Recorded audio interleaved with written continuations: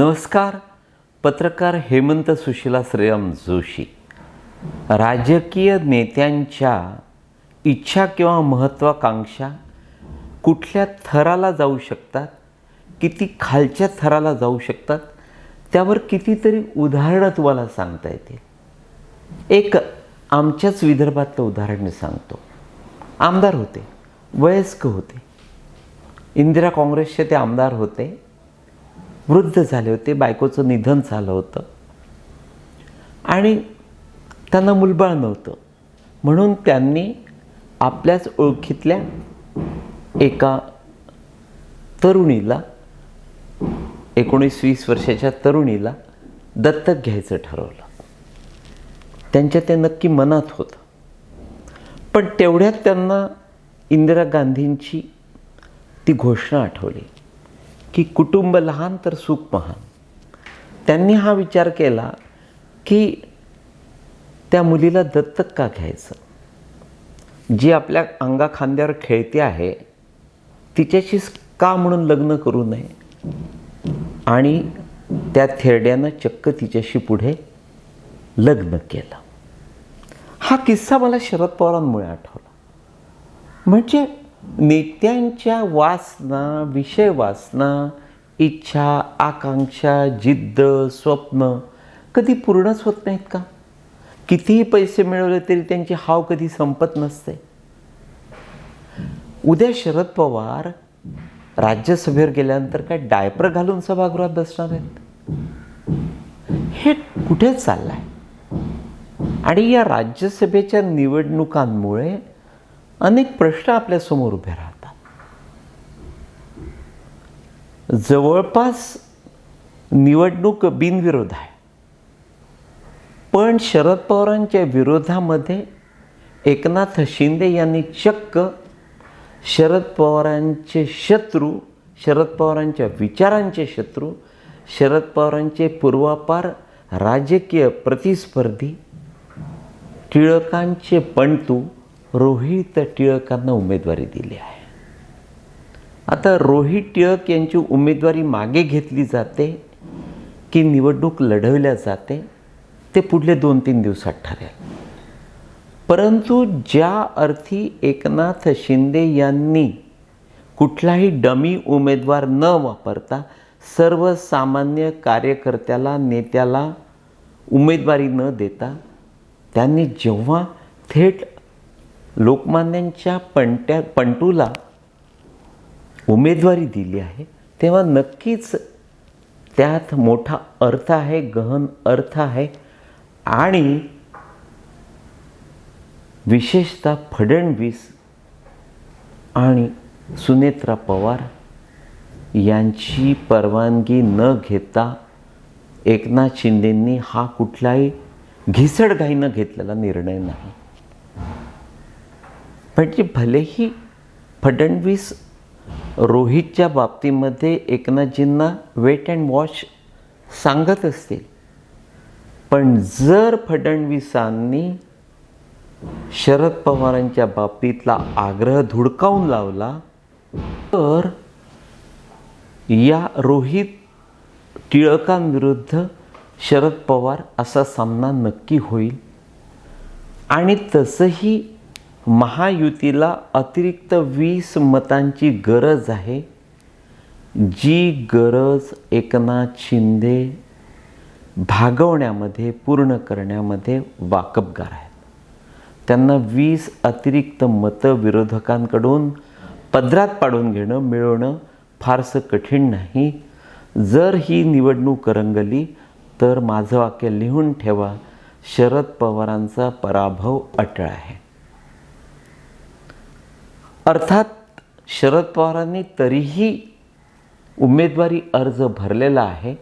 याचा अर्थ असा की नक्कीच काही राजकीय खलबतं त्या बाबतीमध्ये झालेली असतील आणि शरद पवारांना विशेषतः महायुतीकडून शब्द मिळालेला असेल. म्हणूनच त्यांनी ही हिंमत दाखवली आहे.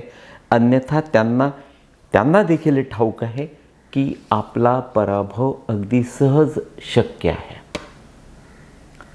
मित्रांनो, यातला अत्यंत महत्त्वाचा भाग असा की या साऱ्या प्रक्रियेमध्ये यावेळेला माजी खासदार, माजी मंत्री, भारतीय जनता पक्षाचे मराठवाड्यातले, संभाजीनगरचे डॉक्टर भागवत कराड यांना रिपीट करण्यात आलेलं नाही.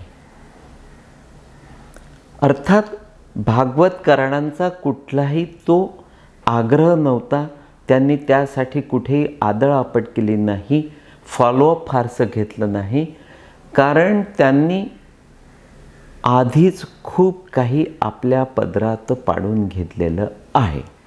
आणि त्या बाबतीमध्ये जर तुम्हाला नेमकी माहिती, इत्यंभूत तंतोतंत माहिती मिळवायची असेल तर नवाकाळच्या राजश्री खाडीलकरांनी भागवतांचं एक प्रकरण जे बाहेर काढलं आहे ते मी थोड्या प्रमाणात तुमच्या कानावर टाकतो, पण ते गंभीर आहे. म्हणजे भागवतांना नक्कीच फार पूर्वी सांगण्यात आलं की यावेळी तुमची उमेदवारी राज्यसभेसाठी कंटिन्यू करण्यात येणार नाही, त्या बदल्यात नक्कीच तुमची कुठली तरी काहीतरी सोय लावण्यात येईल. आणि त्याप्रमाणे नेमकं घडलं आहे. डॉक्टर भागवत कराडांचे चिरंजीव वरुण कराड, ज्यांची LNK ग्रीन नावाची केवळ वर्षभरापूर्वी स्थापन झालेली कंपनी, ज्या कंपनीचं भागभांडवल फक्त आणि फक्त 25 लाख रुपये आहे, त्या कंपनीला तब्बल 4,700 कोटी रुपयाचं सौर ऊर्जेचं, त्या जायकवाडी प्रकल्पाच्या संबंधित जी सौर ऊर्जेचा प्रकल्प तिथे राबवण्यात येणार आहे, त्या प्रकल्पाचं कंत्राट, त्या सौर ऊर्जेचं कंत्राट 4,700 कोटी रुपयांचं भलं मोठं कंत्राट अगदी अलीकडे, म्हणजे ही निवडणूक लागण्यापूर्वी केवळ 1 महिनाभर आधी वरुण कराडांना देण्यात आलेला आहे. तुम्हाला तुमचा मोबदला आधीच दिलेला आहे. जे काय पुढे 4-5 वर्ष तुम्ही कमावलं असतं त्याची आता तुम्हाला गरज उरलेली नाही, एवढी मोठी आम्ही तुमची भूक भागवलेली आहे, असाच जणू अर्थ त्यातून प्रतीत होतो, जो डेंजरस आहे. ज्या कंपनीचा कुठेही बोलबाला नाही, बेस नाही, ज्यात वरुण कराडांना काही ओकाठो कळत नाही, त्या वरुण कराडांना सौर ऊर्जेसारखा महत्त्वाचा प्रकल्प, तोही 4,700 कोटी रुपयाचं कंत्राट बहाल करण्यात येतं, कारण भागवत कराडांनी घेतलेली माघार किंवा त्यांची नाराजी असता कामा नये म्हणून भारतीय जनता पक्षानं घेतलेला त्यांच्या बाबतीतला त्यांच्या फायद्याचा पण जनतेला लुटण्याचा हा मोठा निर्णय.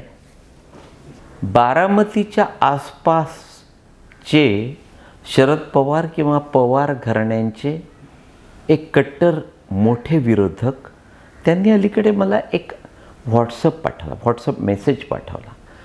त्यात लिहिलेलं होतं की शरद पवार पुन्हा खासदार, सुप्रिया सुळे खासदार, सुनेत्रा पवार उपमुख्यमंत्री आणि खासदार, रोहित पवार आमदार, पार्थ पवार खासदार. थोडक्यात काय तर त्यांच्या त्या मेसेज मागे हाच उद्देश होता की आजही सारं काही, म्हणजे तुमचं असं सांगणं आहे की आम्ही पवार घराण्याला रस्त्यावर आणलं आहे, असं कुठेही घडत नाही, तर आजही सारी सत्ता फक्त आणि फक्त बारामतीच्या पवारांच्या सभोवताली गुंतलेली आहे, त्यांनाच सारं काही मिळत आहे. आता त्या बाबतीमध्ये एक सांगता येईल की शरद पवारांना त्या मी ज्या आमदारांचं उदाहरण दिलं त्या पद्धतीनं मोह आवरत नाही. हाडं मस्टन जाण्याची वेळ आली तरीही आधार घेत, काठी टेकवत पवार अजूनही महत्त्वाकांक्षा ठेवून त्या राज्यसभेवर पार दिल्लीमध्ये जाण्याची मनीषा ठेवतात. खरोखर आपलीच मान खाली जाते. पवारांना त्याचं काही वाटत नाही. पण पवारांच्या एकाच घराण्यामध्ये हे सारं काही. मी त्या नेत्याला फोन केला आणि त्याला तेच सांगितलं की तुम्हाला असं वाटतं का की पवारांच्या घराण्यात सारं काही बहाल होता कामा नये. जसं अनेक राजकीय विरोधक किंवा भारतीय जनता पक्षाचे अनेक नेते माझ्याजवळ फडणवीसांच्या पुढे जाण्याबाबत खंत व्यक्त करतात, नाराजी व्यक्त करतात. मी त्यांना जे उत्तर देतो तेच त्या पवार घराण्याच्या विरोधकाला माझं विचारणं आहे, सांगणं आहे की जर तुम्हाला पवार घराण्यांच्या या सत्तेविषयी, त्यांना मिळणाऱ्या या पद आणि पदकांविषयी असूया असेल तर तुम्ही त्या पद्धतीचं नेतृत्व त्या पुणे जिल्ह्यात तयार करा. आणि हेच फडणवीसांचे जे विरोधक आहेत त्यांनाही मी तेच सांगतो की चला, फडणवीसांना बिलकुल, मलाही आवडणार नाही की फडणवीस एकमेव आपल्या या राज्याचे नेते असले पाहिजे, पण फडणवीसांच्या जवळपास तर तुम्ही जाऊन दाखवा. तुम्हाला तुमचा मोह आवरत नाही, तुम्हाला तुमचे नातेवाईक आवरत नाहीत, तुम्हाला पैसे खाल्ल्याशिवाय काही जमत नाही, वरून तुम्हाला पंतप्रधान व्हायचं असतं, मुख्यमंत्री व्हायचं असतं, उपमुख्यमंत्री व्हायचं असतं. हे चालेल कसं? तुम्हाला जोपर्यंत फडणवीसांची ती व्यापक दृष्टी येत नाही, चौफेर महाराष्ट्र पिंजून काढत तो प्रगतीपथावर नेण्याची त्यांची जी भूमिका आहे ती जोपर्यंत तुम्हाला जमत नाही तोपर्यंत तुम्ही फडणवीस पॅरलल कसे होऊ शकता? Highly impossible. आणि तेच पवारांच्या बाबतीमध्ये. तुम्हाला पवार आवडत नाही, आम्हाला काय देवासारखे आहेत? आम्हाला नाही वाटत की सारं काही पवारांसाठीच? पण त्यांना ते शक्य आहे कारण त्यांनी त्या पद्धतीनं तिथे कामं करून ठेवले आहेत. त्यांची त्यामुळे महाराष्ट्राला आजही फडणवीसांच्या खालोखाल गरज वाटते. आणि ती गरज जर संपवायची असेल, पुसवायची असेल तर तुम्हाला प्रति पवार म्हणून आपली इमेज घडवावी लागेल.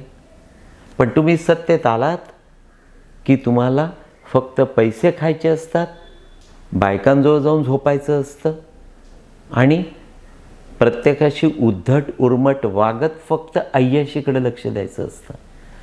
ते शक्य नाही. त्यामुळे दुसरे पवार निर्माण होणं किंवा फडणवीसांसारखा डिट्टो फडणवीस तयार होणं अजिबात शक्य नाही. No competition to Fadnavis. आणि पुणे जिल्ह्यात no competition to Pawar family. तेवढेच मित्रांनो, नमस्कार.